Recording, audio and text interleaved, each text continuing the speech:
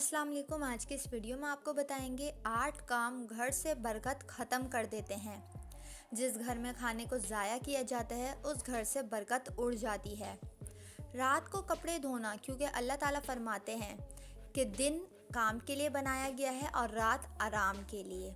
जो शख्स बात बात पर झूठ बोलता है इस पर अल्लाह ताला की लानत होती है, और जिस शख्स पर अल्लाह ताला की लानत हो उसके घर में रहमत के फरिश्ते नहीं आते, और जब रहमत के फरिश्ते नहीं आएंगे तो घर में बरकत ख़त्म हो जाएगी और घर में बेबरकती और परेशानियाँ आएंगी।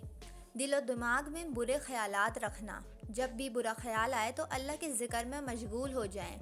यूँ शैतान भाग जाता है और दिल और दिमाग से बुरे ख्यालात चले जाते हैं।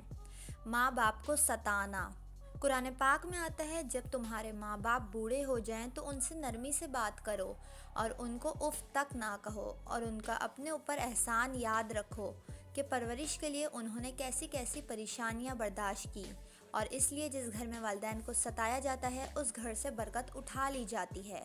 वालिदैन की दुआओं से जिस तरह ज़िंदगी में बरकत आती है उसी तरह उनकी बद्दुआओं से बरकतें ख़त्म भी हो सकती हैं, इसलिए वालिदैन की कदर करें।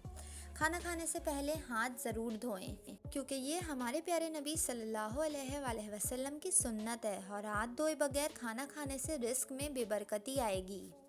अल्लाह का शुक्र ना अदा करना, यानी खाना खाने के बाद अल्लाह ताला की नेमतें इस्तेमाल करने के बाद अल्लाह ताला का शुक्र ना अदा किया जाए, ये भी घर में बरकत ख़त्म कर देने वाला सबब है।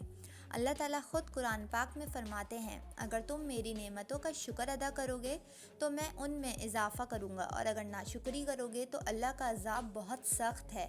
और अगर अल्लाह की नाशुक्री की जाए तो घर में से बरकत चली जाती है।